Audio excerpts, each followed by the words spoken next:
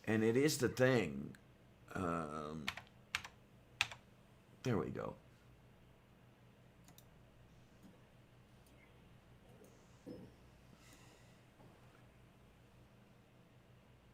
Okay, Navalny attacked by Putin allies after Russia protests.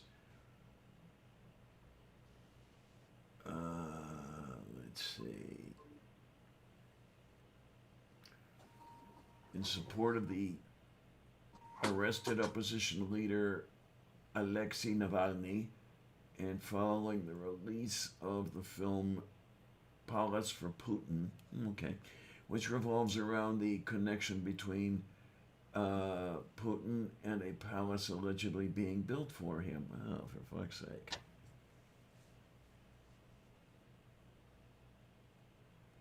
Yeah, okay, it's just moo. Hmm.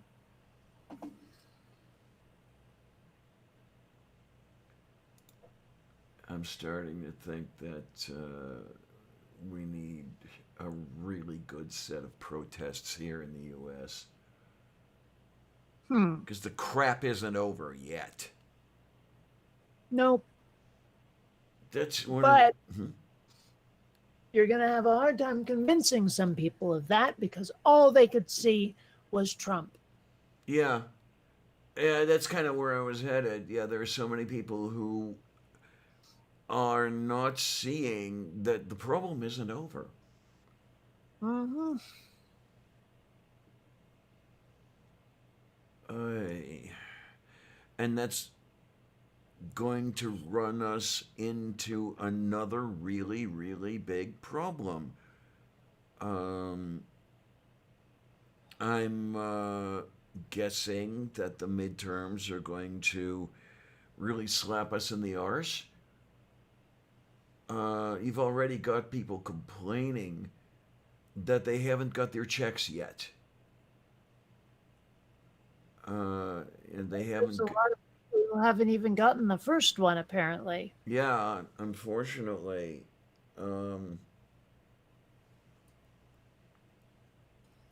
and, I mean, I'm sorry, kids, but you're not going to have your checks in 5 days or 6 days. It's going to take a little bit longer than that. Mm. But because they don't have their checks in their hands, half an hour after the inauguration, I sense, what do you want to call it, displeasure building to the point where if they don't get exactly what they want, they're going to turn, and we're right back where we were in 16. Well, I gotta say, as someone who feels a bit politically homeless in this country, um, I kind of hope. I don't know. I was going somewhere with that, and now I don't remember. But I kind of hope it bites some people in the ass. Just because they need to start realizing they can't alienate a huge swath of their base all the time and expect to keep winning. Mm-hmm. Mm-hmm. I don't know. And I I was know it. going somewhere with that. I just don't fucking remember. I know it sounds repetitious, but it's going to be repetitious until somebody gets the point. And unfortunately, it's not happening. Yeah, I mean that's. I remember the male slimy bastard would give me a hard time about Obama. The MSB would call Obama my savior, although I was never an over the top supporter of Barack Obama, but he decided that I was for some reason. But we have that mantle bestowed onto Joseph Biden with so many folkses now. He is the savior of so many people. Whether it's a term earned or not. And I tend to suggest that it's not earned. That he's nobody's Well, savior.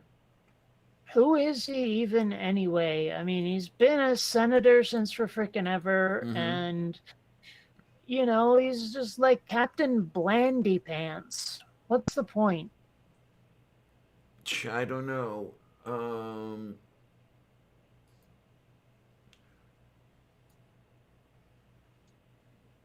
I mean, in some ways, I could see the appeal of Blonde, but But the problem is we don't have time for what's appealing right now. well, That's there the you thing go. folks are so unwilling to get.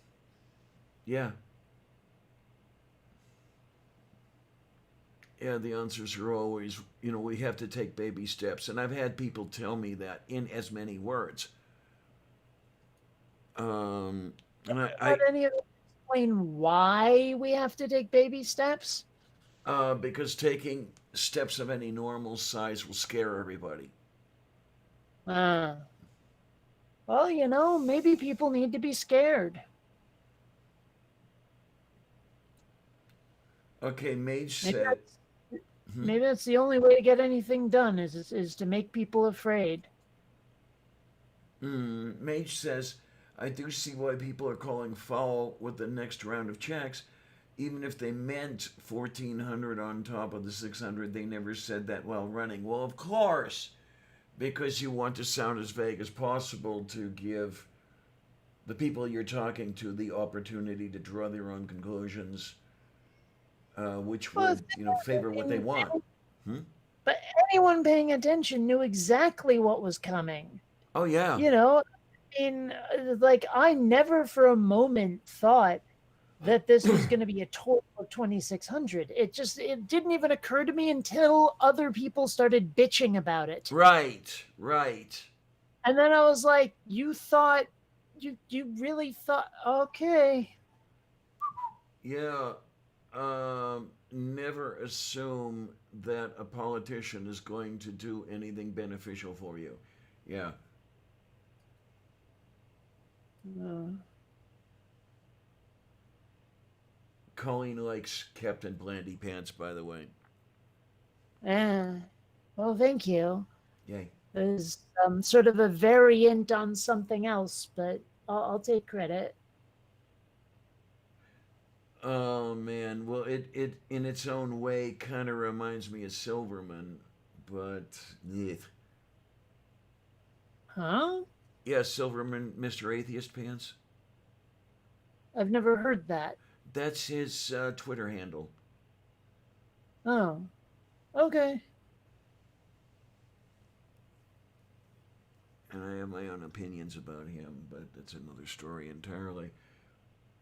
Well, see, the problem is that I've hung out with him and he's a nice guy, and I know that that's not an indicator because a lot of people who are like kind of scummy are often quite nice in public or to their friends or whatever. But it still makes it difficult to reconcile what's been said versus what I've seen. You know what I mean? Okay. I mean, what I personally am seeing is somebody who's less than kind to everyone he meets. Hmm. Um, he reminds me of the person who is making everything about him. Okay. You say And so. yeah, I don't know. well, no, I'm giving you my impression. That's not factual in any manner, shape, or form. Um, it's just my own impression, which is entirely personal. Okay. I mean, I could be totally full of shit. I'll withhold judgment. Yeah, I bet you will. Uh,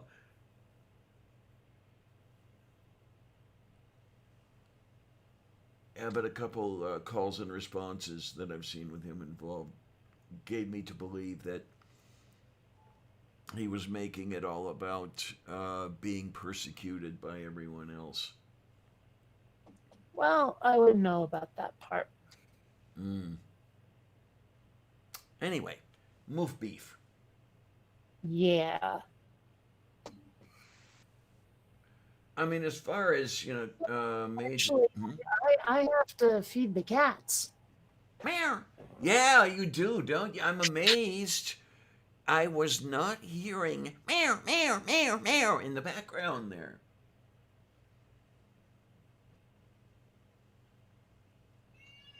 Now I hear meow. Oh, боже мой.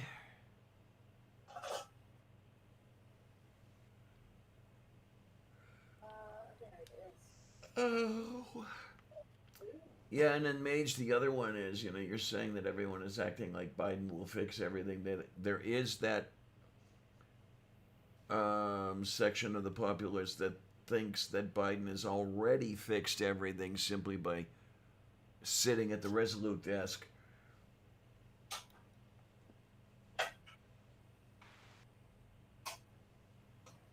Ay, o corasto.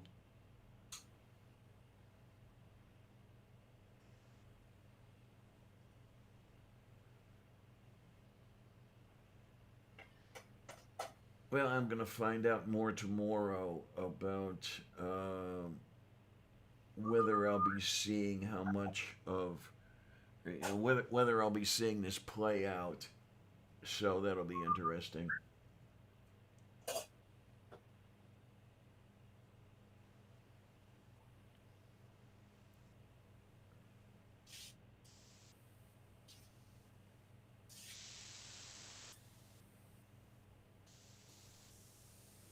That's interesting, the little line noises I'm hearing. Line noises. Yeah, like. Psst, psst, psst, psst. I think that might have just been me beatboxing.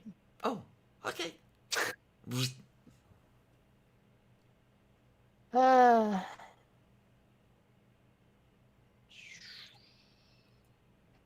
so, anyway, I fed the cats. Might need to feed me soon. Okay, yeah, you don't want to go without nourishment. I mean, you do need something occasionally. And Every twice in a while. say again? Every twice in a while. Yeah, yeah, pretty much. Yeah, Mage. Yeah, definitely. What is the holding capacity of a while anyway? Oh man, I don't know. I think a while is somewhat less than a stretch. Hmm. Okay. And more than a bit. Hmm. All right. Mage, I was thinking about this yesterday. We really need is pretty much what everybody else is doing. Uh, Instead of, one check covers all, really need periodic payments. So UBI then, Yeah, pretty much. Yeah. or BLS if you're into that. Huh? What? BLS, Basic Living Stipend, if you're Oh, into the Honor Inheritance series by David Weber. okay then. Daprajnia. What'd you think Uh, I meant? well, I You didn't. thought I meant something filthy. Yes, yeah, yes, I did. No, it's the one thing that I wonder about is how one funds these things. There are so many things from which you could take money to pay these stipends. Which one do you go for first? The military, obviously. And I don't know offhand how much of the military budget you can raid.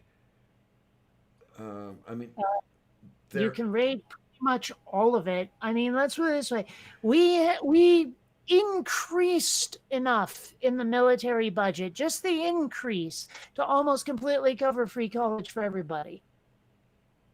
Okay. That's increased in the military budget. We have a bigger military than the next 5 militaries combined. We have 900 military bases around the world. We don't need this. Mm-hmm. So Um, I'm thinking that we start taking that moolah from the military. it would be interesting to go through the whole budget, which of course is kept secret, to see what you could trim. But yeah, um, I think senators should be like Congress Muppets. All of them should be paid minimum wage. not a bad idea, really. I mean, you could get a couple of bucks that way. Well, I mean, because you should make it like if you want to go into government, you'd better really want to be in government, because it won't be a glamorous life for you. Mm-hmm. That's a good idea. And something I'd like to see, I don't know how you would go about doing it, especially with the precedent set now by the Marmalade Mussolini, to where you would not be allowed to have a side income while you were a legislator. Well, don't we have? I'm pretty sure that's called the emoluments clause, isn't Well, it? you know what that's worth now, don't you? Well, yeah, but still. Whoa. Because Did the someone call you? what? Did someone just call you? Yeah, my phone does a thing anytime something shows up on it, and I offhand, oh, it's a weather report. Oh, Yeah. Now somebody was okay. calling me earlier today, and I guess that spammers have found that number.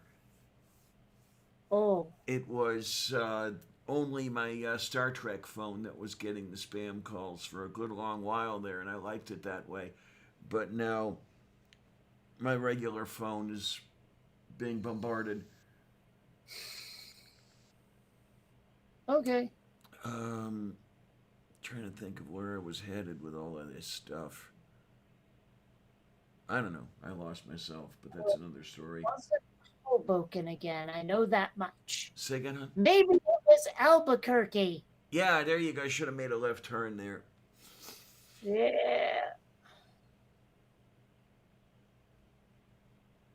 I'm trying to remember. Have I been to New Mexico?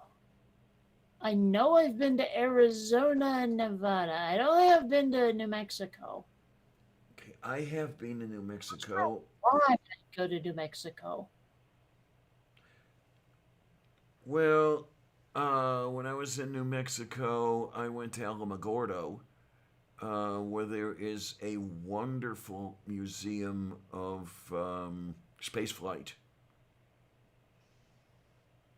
Okay. Really, really nice place. Also walked around White Sands and ended up with a shoe full of the sand, and I had it in a little baggie, but unfortunately, the ex kept it when we broke up.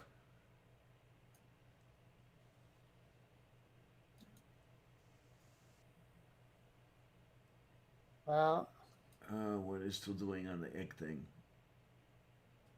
don't know.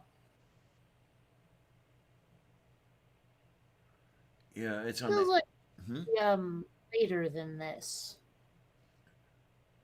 Okay, I lost that in some of the cutting in and out. I said it feels like it ought to be later than this. Oh, okay. I don't know. Maybe it's very likely that I am that boring. Well, I didn't want to be the one to say it. Yeah, there you go. Yeah, because This is one of the lower turnouts we've had lately. Yeah, I guess I suppose it's because we're not loud and angry enough anymore. I was just about to say that. Yeah, maybe we got to figure out something about which to be loud and angry. Well, okay, yeah, next week just might fit the bill. Yeah, I suppose. I don't know. I have to admit, for a while there, I was getting really tired of talking about Trump. Mm-hmm. But I mean, yeah, I kind of miss the easy target now that he's not there. But at the same time, like, I don't know, I it got old, you Well, know, like that song that keeps repeating. uh-huh. Well, there's always Moscow Mitch. I mean, Mm, he's attempting to keep his hands on the reins of the Senate, even though he is now minority leader rather than majority leader. yeah, I don't know. Politics has gotten old. Yep. I know it's stupid to say that, but it's true. Well, unfortunately, you do have a point there. After a while, you'll want to take a break from all the horse shit. Yep. I mean, the It's kind horse of like shit. it's nice to have a day off from the plague too. You know what I mean? Mm-hmm. Oh, yeah, absolutely. Like we can come back later to the plague and solve it, but give us a week to go to the beach or some shit. You know? Of course, that like a lot of people out there decided to do that anyway, is thus endangering many. Moo. Freaking idiots. And you remember all that imagery we'd see of people like in Florida just flocking to the beaches. I'm like, I wonder how many of those poor fuckers are dead right now. More than a few. Yeah. And I really wish I could have a little bit of a vacation. I really do. I wish I could get out of town, um, take a swim, just go somewhere and do something. Yeah, and my parents could visit me again for the first time in I don't know how fucking long. Moof beef. Yeah.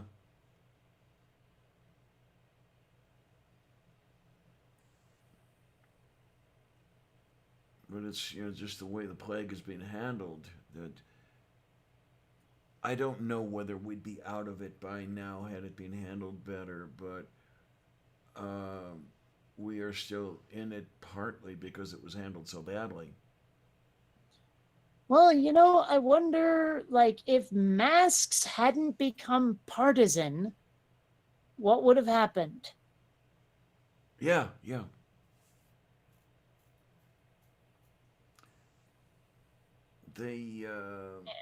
The non-masking certainly aided or aids transmission.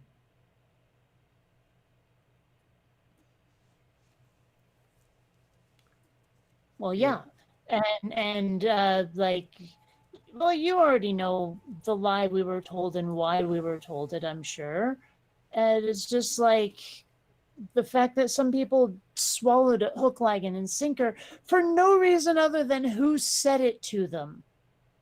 It's just so disheartening. Well, then too, number one, who told them, and number two, complying, if you want to call it that, uh, would be a little inconvenient for a while. Um, What? Masking up and everything could be, just a little inconvenient for some of these people as far as they're concerned. Oh, I And see what you're trying to yeah, say. Okay. and the damn thing is, yeah, maybe it is a little inconvenient, but it's an inconvenience you bear for a little while. But I mean, even if it wasn't inconvenient, that for a lot of them, they seem to wear to refuse to wear masks to show like their loyalty to Trump. Okay, yeah. Like for them it was about the fact that he was the one who made the decree. Uh-huh. And that is what makes me just like shake my head and go, this country's just fucking finished, isn't it? Yeah, pretty much it is. Yeah. Rome Demon says, yeah, it's starting to kill people. I know.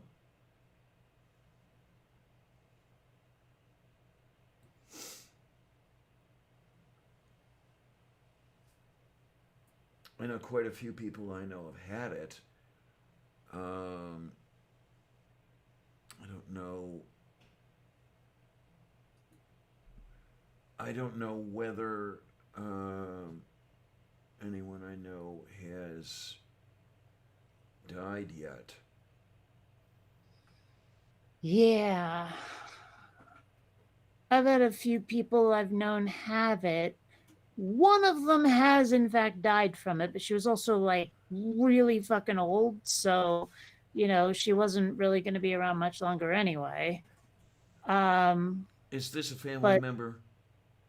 yeah, Yeah, I my thought. mom's stepmother. Okay, yeah, I thought so. Okay. And it's not like I had anything against her. We just hadn't, like, we don't even see my mom's side of the family. I don't know why. There's no grudge or anything. We just don't. So, we hadn't seen her in ages. Moo.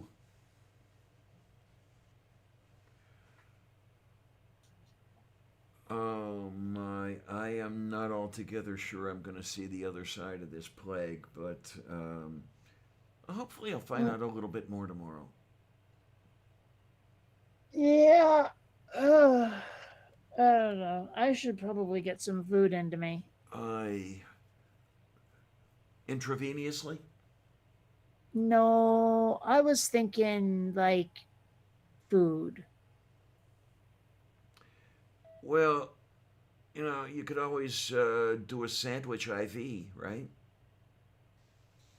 No. Aw, darn it. All right. So I will catch you like the plague. Have fun. Don't get run over. Okay, hon, take care, and if I don't see you before then, see you Sunday. Yay? Yay. Yep. Laters. Oh, yay. So actually, this is looking like a rather short show. I mean, I'll hang around for a little while yet, but 2 hours, 18 minutes, 21 seconds. Not that bad. Oh, my, oh, my, oh, my. Yeah, hopefully the aliens get here first. I like that. I wouldn't mind a little something. What was the name of the film where you had the aliens in a swimming pool and some of the neighbors started swimming around in the pool and they were rejuvenated and all that horse crap? I wouldn't mind a little of that actually. As long as I got to go with them, go home with them. I don't know though. Yeah, it would be interesting because going home with the aliens might actually be worse than staying here. Who can tell? Cocoon, thank you. Thank you. Yes, yes, yes, yes, yes. Yeah, I saw that film. Moo and Boo and Goo and Fecy and Foo and oh look, okay, we should still be getting some audio going. That might not be a bad thing. Oh wait a minute, I can start. I can start mooing some of this Boo and the Goo. What am I talking about? I haven't the slightest idea, really, when you come down to it.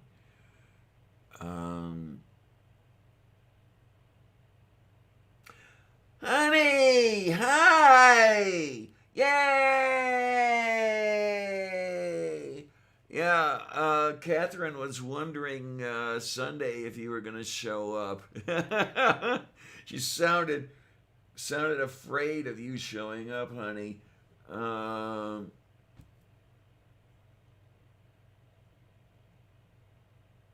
Yeah, true. The ongoing riots in Seattle and Portland are not helping the progressive cause.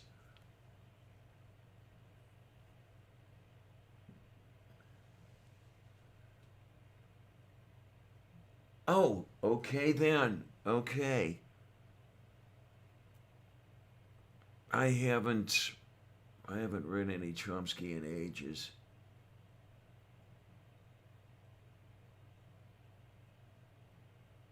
Maybe I should.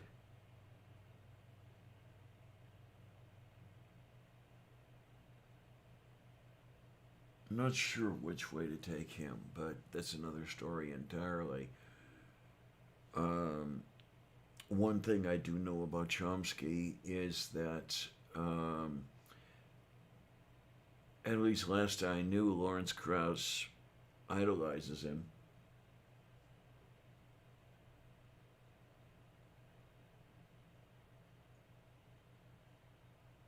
But yeah, it's one of those things that I don't hold much hope at all for the U.S. Really, I don't. Um,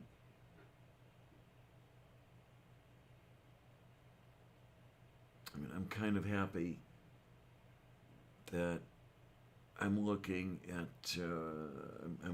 the end of my run. I just don't know how soon it's going to be. As I say, I'm going to see. Maybe I can find out a little bit tomorrow, because for those who just got here, um, I have an in-person appointment with my physician. Um, it's going to be the first in a year. Oh, Fufu! Yay! And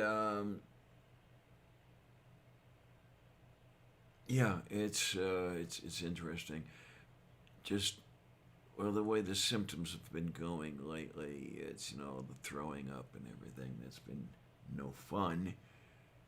Um, I'm not looking forward to going to the doctor tomorrow because it looks like I'm going to have to ride Uber to get there and back, and that's going to be, I don't know, maybe about $40 for the round trip. Because I went there for a blood draw yesterday, and it just kind of sledgehammered me.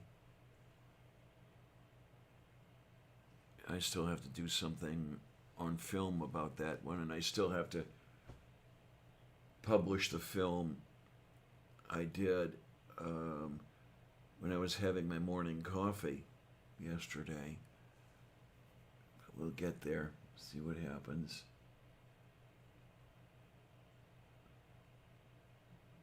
Okay, so you had the phone appointment. Yeah, I had to be there in person because I had a blood draw yesterday, um, which hopefully will give give David an idea of how bad off I am as far as glomerular filtration rate, in other words, kidney efficiency, and a few other interesting things. Just looking at where my blood levels of hormones stand and all this other happy stuff.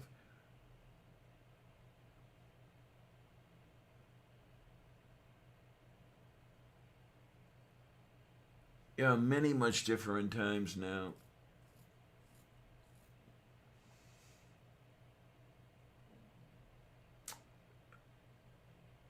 Oh my, I'll tell you, Mage, it was really fun. Um, some of the blood draws I used to have. Okay, then.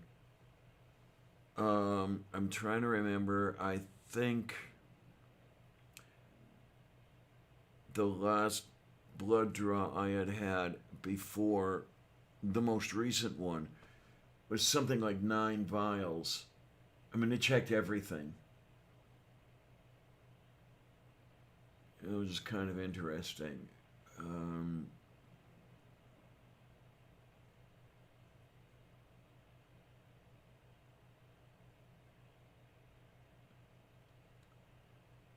I hadn't read much of that particular Zinn.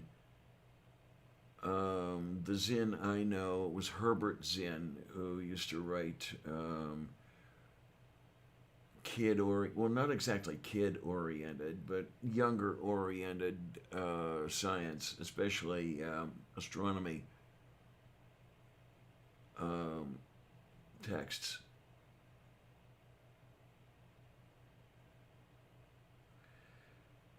Oh, Chedepetuja. But, what can I tell you? Yeah, it's... I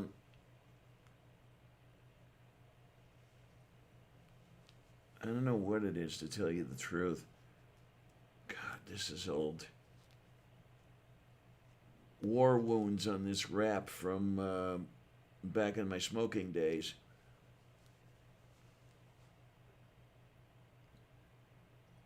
But when I get back from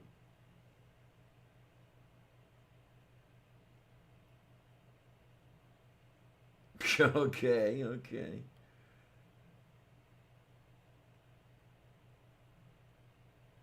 Oh, yay! Chicky pot pie. I love pot pies. Pot pies are yummy and tasty.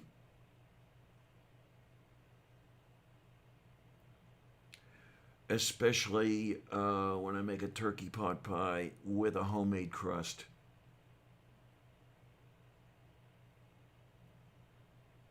And crusts are tricky, but I still love making my own. Oh, yay.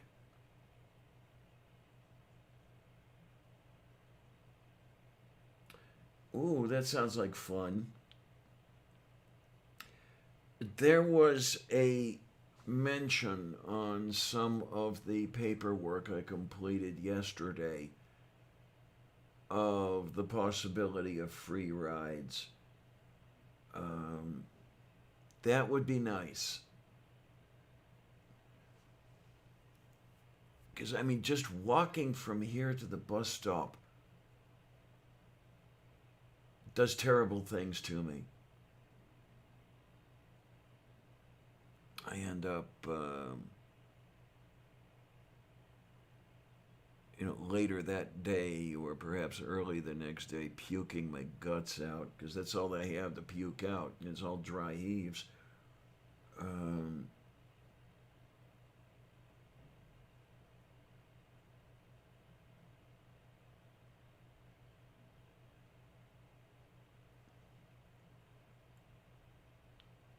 I have some checking to do, yeah. Some polling, some Lithuanian. No, huh? Don't like that. Yeah, but it'll be kind of interesting to know what's going on. And then after the appointment tomorrow, I will be able to call the landlord and put in a service call because my furnace is broken. That's why I'm all wrapped up here. Yeah, well, they should be. This is one of those extra costs which a lot of people don't think of as medical expenses. But the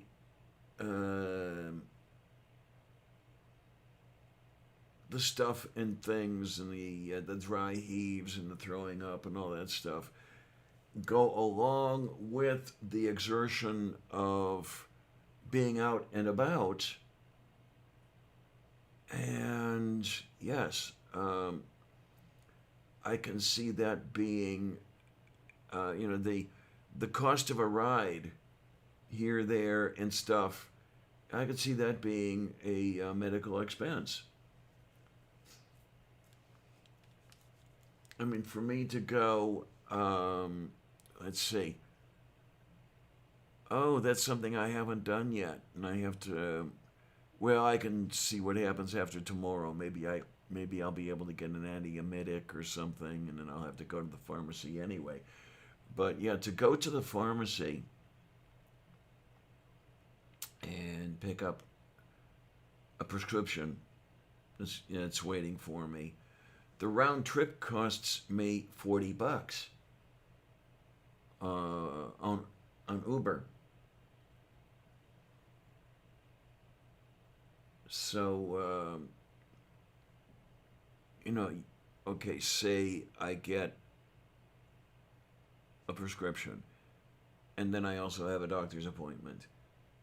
I mean, those are definitely a couple of expenses that should be covered in some way. Not to mention, I mean, now I'm definitely paying Uber to go for groceries. Where I used to walk to the grocery store, get what I could fit in my backpack and a bag or two, and everything is good, Von Rick. No problem at all. You're here. We love you. Yay!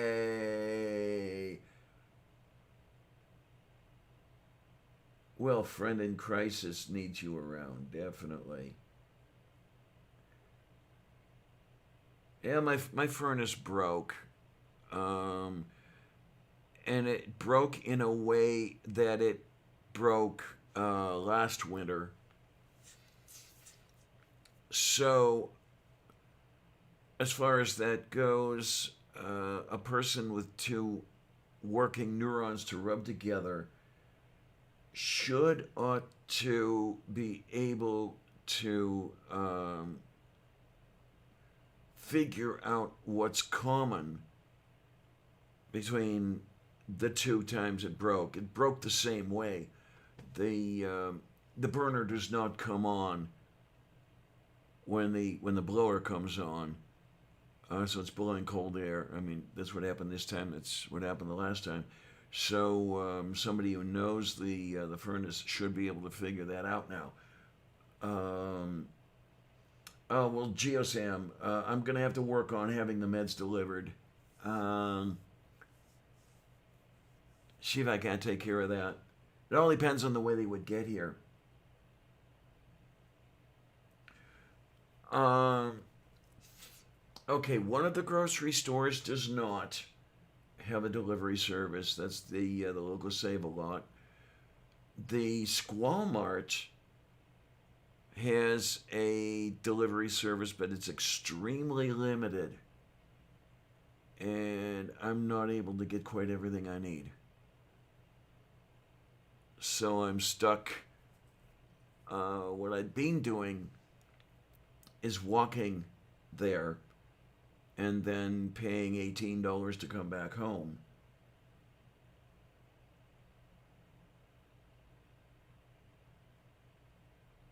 Yeah, I can do that, Sam. I can ask the pharmacy to deliver my meds. I just keep forgetting to do it. So I've got to do that.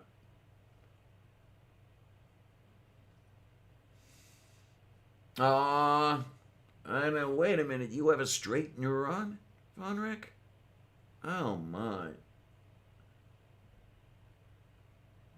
Yeah. Well, so will Tarjay, Sam, and that's what I've got to do. I've got to set up med delivery, just as long as it comes to the right place, because the best would be to come here USPS, and then it could be stuck in my mail drop, and everything would be fine, and not the sort of thing where I would have to be at the door while FedEx or UPS comes, because otherwise they won't uh, they won't deliver, and then I'm stuck going to a drop-off center, and I'm paying all kinds of money to do that anyway. Is der Fufu. This is what it is. And I used to like the fact that I could do pretty much anything I wanted, but I just don't have it in me anymore. Especially these last, I don't know, 2 or 3 months. My condition has just been going right downhill. And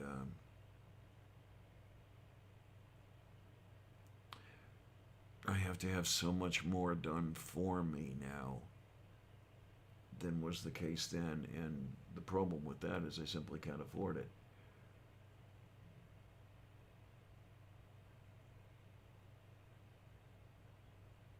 Because, I mean, okay, getting meds delivered, I can have that done.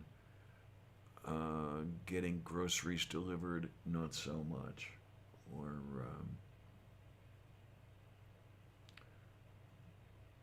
other things like that. Just, I have to bear that myself. Fufu. Mm-hmm. Well, I don't know. As I say, I'll find out more tomorrow. I'll find out what I've got left.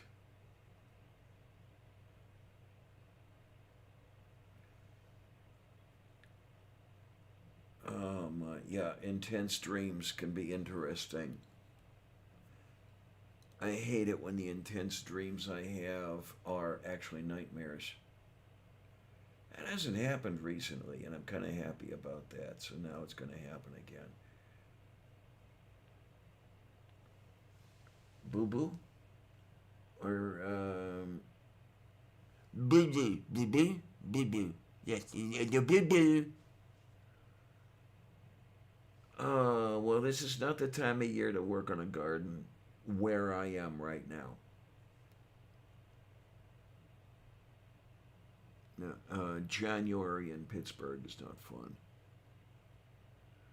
It's not quite as cold as usual, but still, I can't do shirt sleeves out there.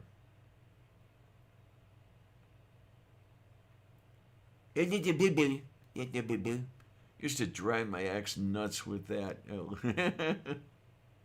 Maybe that's one of the reasons she took off on me. Oh, shit. And then, of course, there's, I don't know if I can do this right or not. There's always, I'm so happy.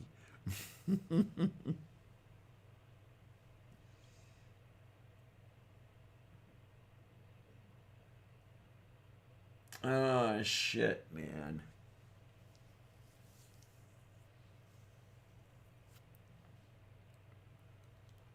Well, I don't know if you're still there, Mage, but the mention you made earlier, it sounds like you're at least then and maybe now in Brevard County.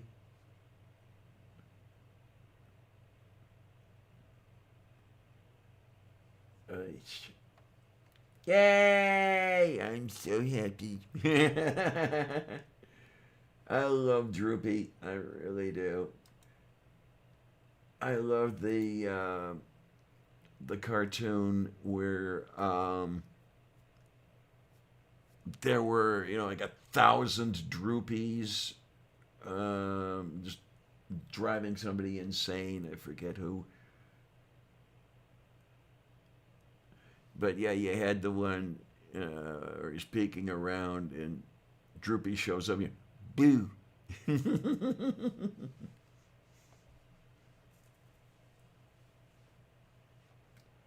Okay, what we got on the food rescue, huh?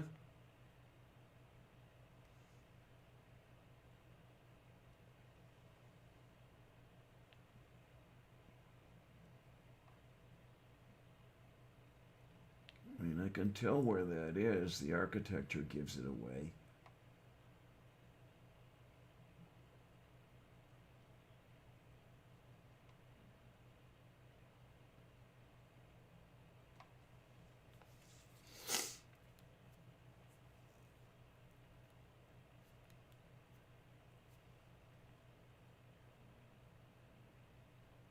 Okay. I might have to give a call and see what happens.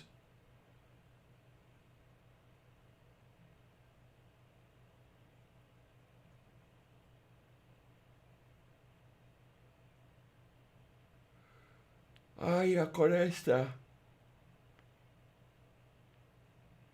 Well, okay. What is it is twist on into? I have to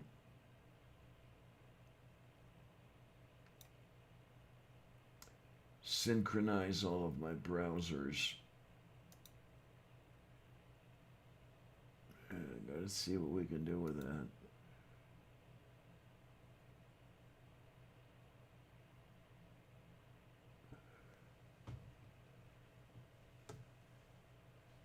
Wait a minute. Dial 211 or text your zip code to 898211.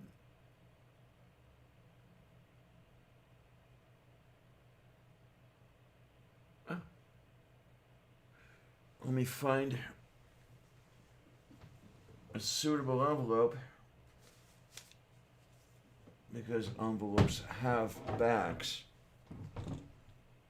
And you go ahead and write all this stuff on the back of an envelopes. You are so kind, Volric. You definitely are.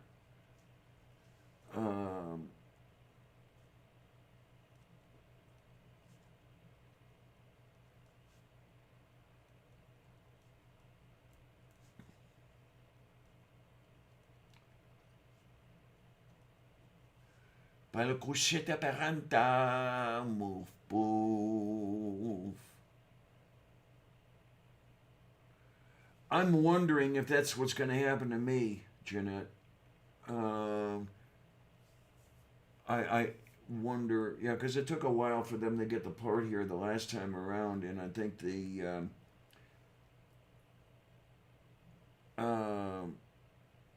maintenance Muppet over here ordered multiple. So, yeah, but my problem, of course, is that I rent. So everything has to go through the. I will not describe him on the air.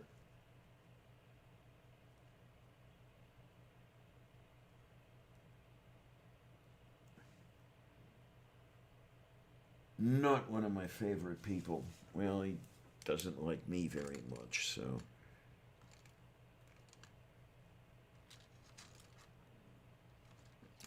Taju korostu.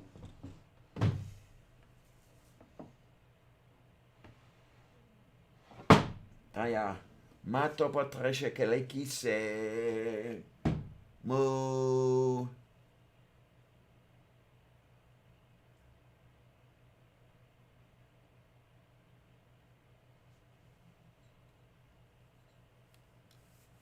Oh, that's great. Wonderful.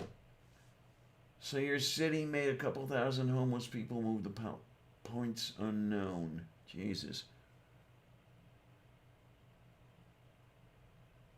I mean, even homeless people have networks and everything else, for things.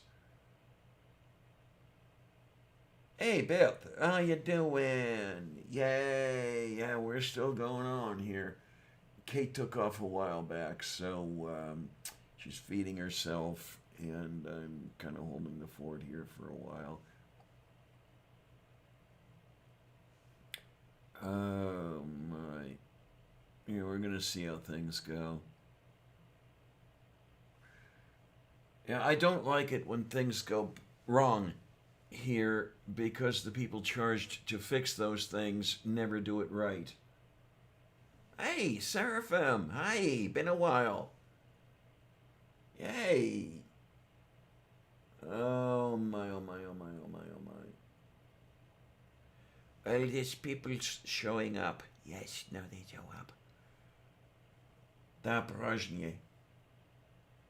And, I don't know, yeah, it'll be stuff and things, and let me get this over here. Eek. There we are.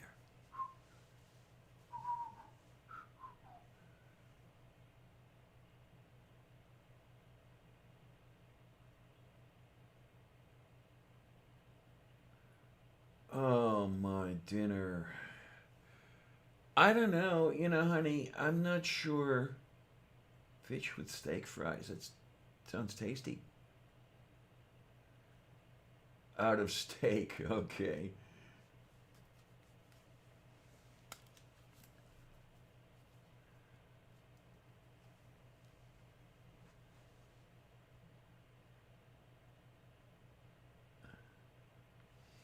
Um, yeah, I don't know what I'm having for dinner, if I'm having dinner at all. Um, had yeah, quite the nice round of throwing up yesterday evening. It always leaves me worn out.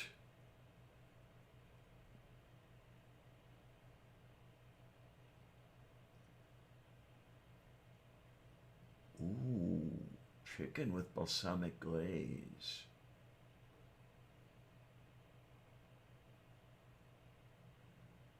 There you go, Von Rick.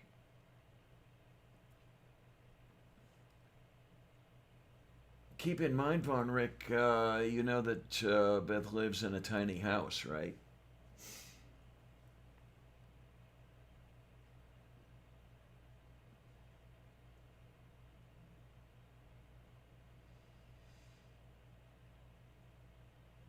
Sometimes I think I'd like a tiny house, and then other times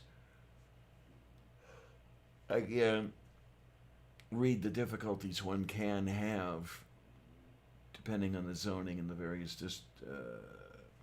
jurisdictions. But, you know, what can I tell you?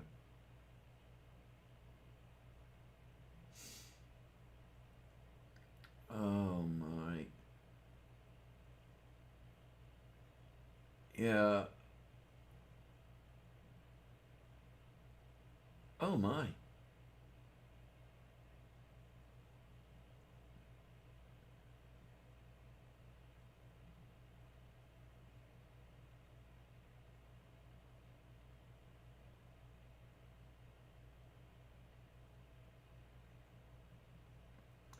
Yeah, Sarah, moving is a pain in the arse, Steph. Even when you do it yourself, um, is when I moved in here,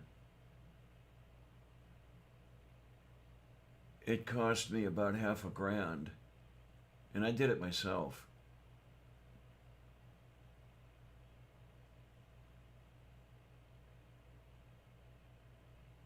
Um,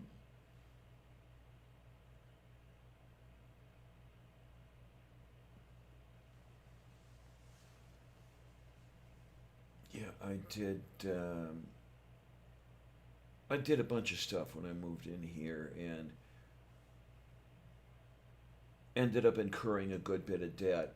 I mean, this is where I bought my sofa bed. That was half a grand.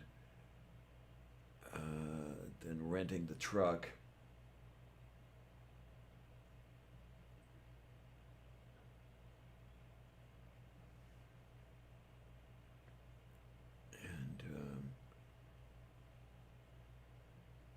And the damn thing is, I mean, it technically wasn't. Well, it was necessitated by the what do you want to call it? Um, nonfeasance, or I mean, maybe even malfeasance of the company that owned the building I lived in. Well, they owned pretty much the entire neighborhood.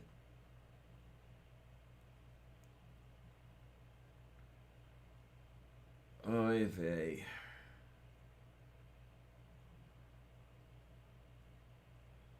Moof beef.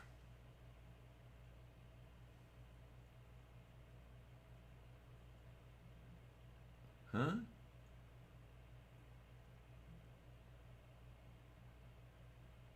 Okay.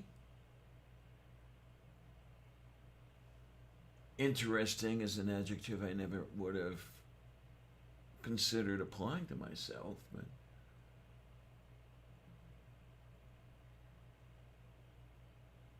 we see how he's to going to making. Yes. Now the place I lived in prior to this, there was a company in Long Island that owned pretty much the entire neighborhood, and what they had done was purchased pretty much everything because they were expecting gentrification any day, and they bought it up. They set up a contract with HUD, Section 8. They were keeping the rent and keeping the HUD subsidy all to themselves, putting nothing into maintaining the building's habitability. And the gentrification took longer than they expected.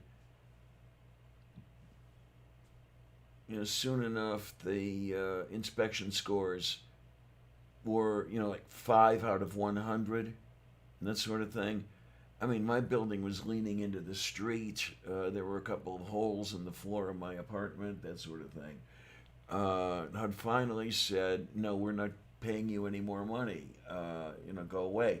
Now, the problem is when they do something like that, they are not punishing the slumlords.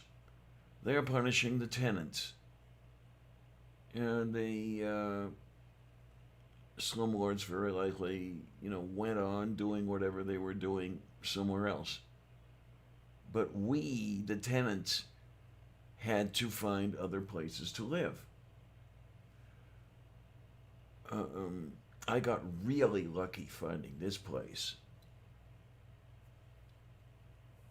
So, I mean, there are problems here, but I won't complain very much because, what am I going to find that's any better?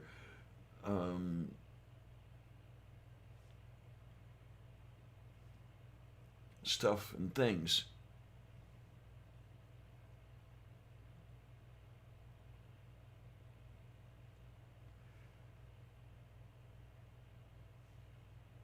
Yeah, I don't know.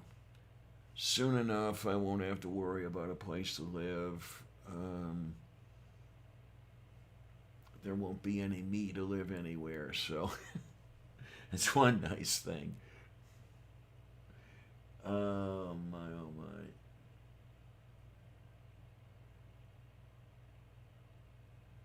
Yeah, it's okay. For me, getting to the Target to pick up my Drexel stuffs, $20 each way.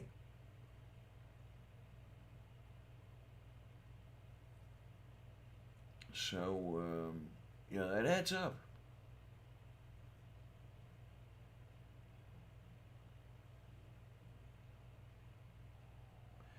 Well, okay, Jeanette, there's a problem here.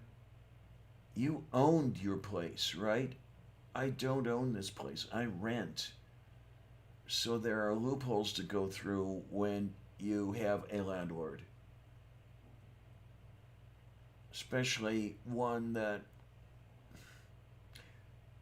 takes care of the barest minimum. Well, take care, Rome. Be good. Have fun. I know they're mutually exclusive. Hey, do the best you can. Really. Um, Now, I wish. Well, this is the thing about the U.S. You need money. No matter what you do, you've got to have money and plenty of it. I wish I could have enough money to where I could have a house. Small house, nothing majestic or anything. If I could, okay, now you're going to look at me and say, what do you mean, nothing majestic? If I could have, let's see, a kitchen, a studio, a living room, a library, a bedroom, and of course, the all important bathroom. It doesn't have to be that large, I mean, just have the various spaces. That would be nice as. Um, I mean, you start with this place. All I would need to add on was enough space for a living room and a studio.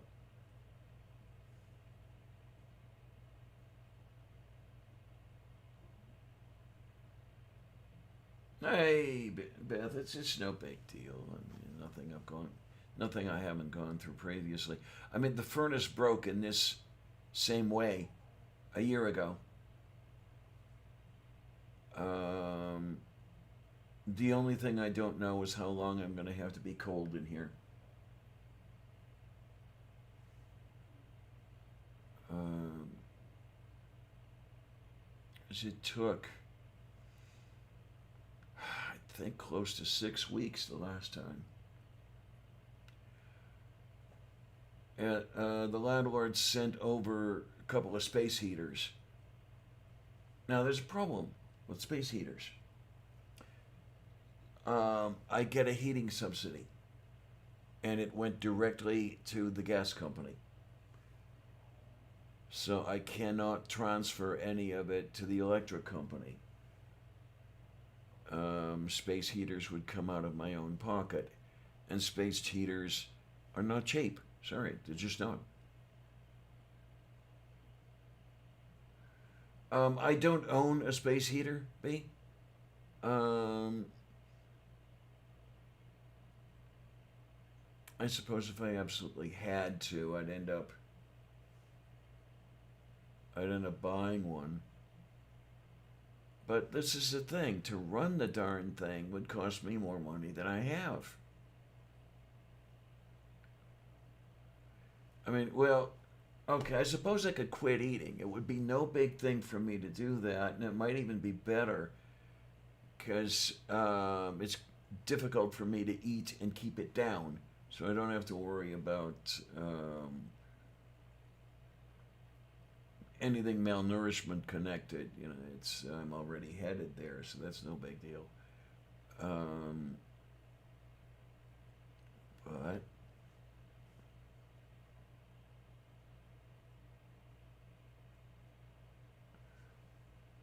well, I waited. I found out that the darn thing was broken, what, a day ago or something like that, or 2 days ago. I'm putting it off because, yeah, there you go, Mage, definitely. And I can't even afford double. I mean, I can't even afford 100 a month because I'm spending um, gas space heaters. I'm sure the landlord would come up with some reason to get rid of me for having open flames in here. Um, where was I headed? I'm not sure where I was headed. Oh well, no big deal.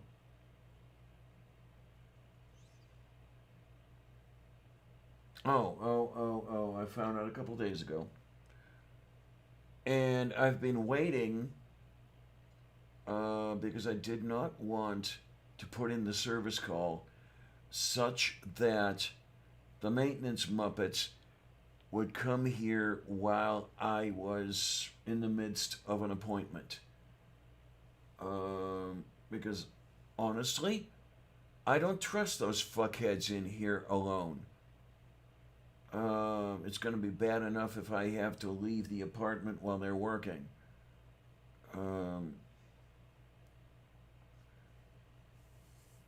I mean, number one, they're incompetent, and number two, I'm not all that sure about their honesty.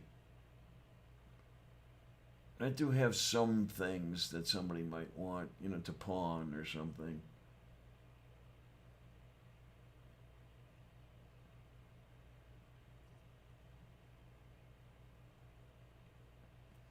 Yeah, well, bet this place has gas for the heat. It's a holdover.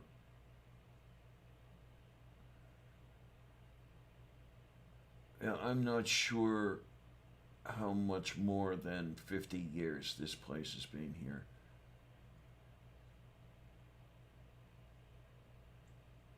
I know there are people who have spoken.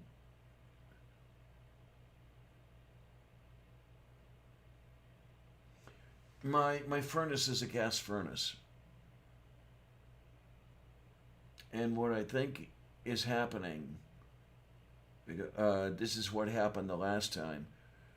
Uh, the part of the equipment that controls the gas feed is boo boo.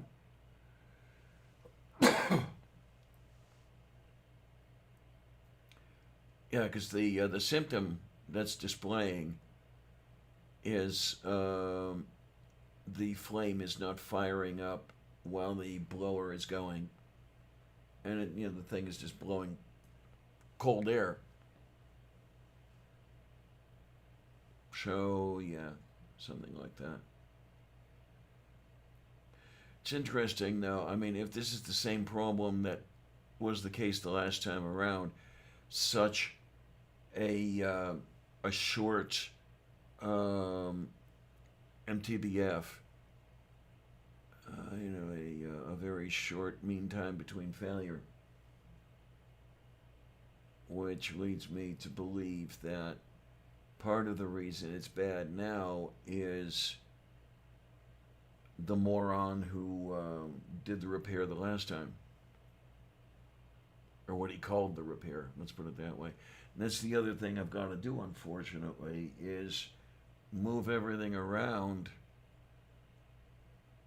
because I've got a couple of things in that closet because there's no room for them elsewhere, and they don't want anything in that closet.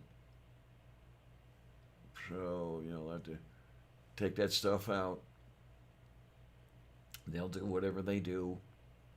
And if the furnace ever gets working again, then I'll have to put everything back.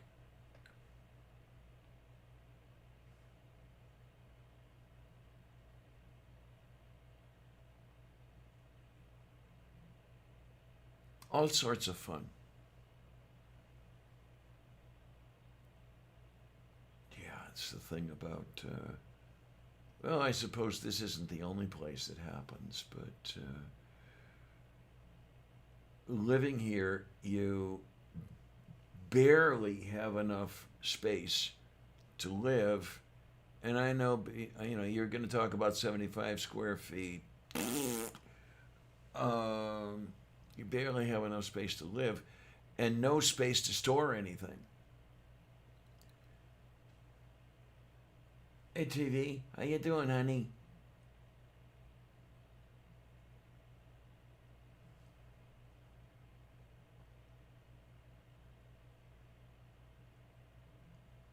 Yeah, what can I tell you?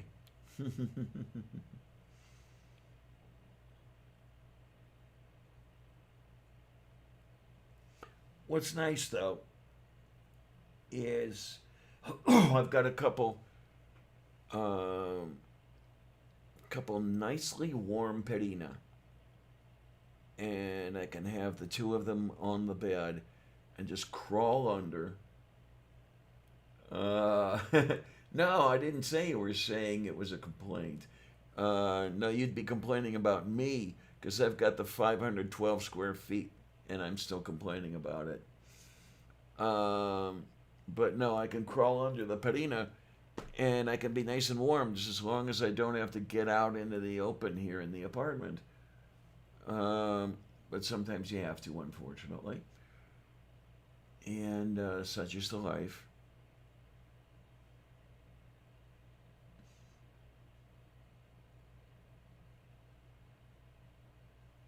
Well, that's why I will call them about the transportation issue. I did indicate when I went for the blood draw yesterday, I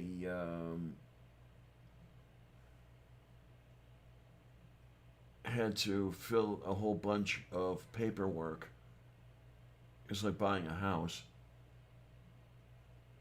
Oh, God, I'd love 840 square feet. I really would. I mean, I was sitting around and thinking about it, and the number I came up with was 900 square feet. That would do me pretty well. Yeah, I'm getting a heap.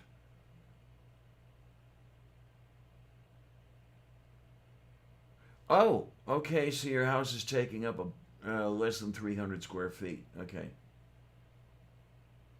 Move beef. Well, 8 plus 4 is 12, so 840 is divisible by 3. Um,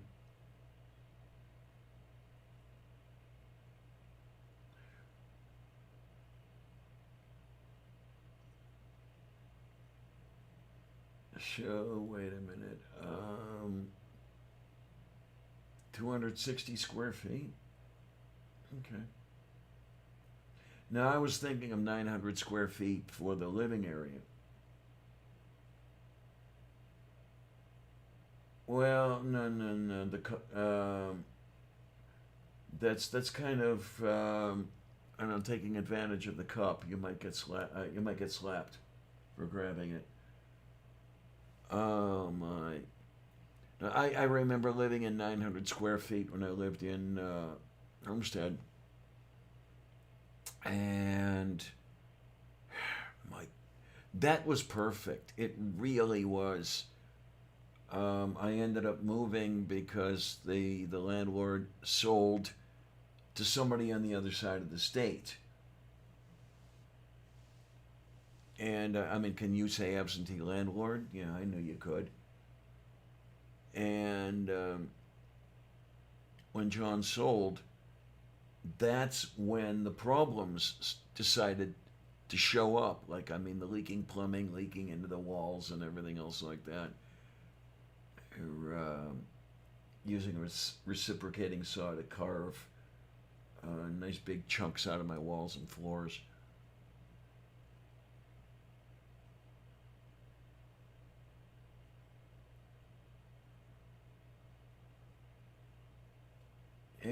Sherato.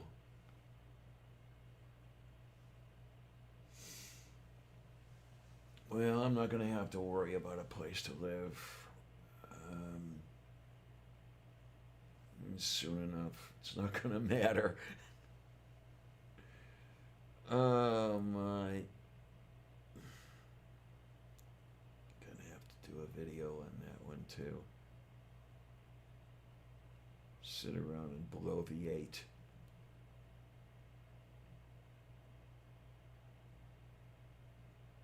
Moof.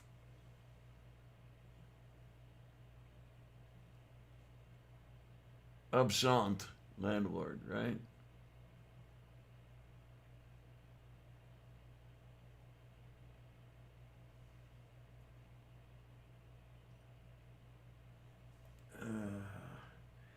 Now there's no way I could do 75 square feet. A few acres of farm would be so nice. Really would. I doubt that I could feed myself from a few acres, but it would go a long way to help.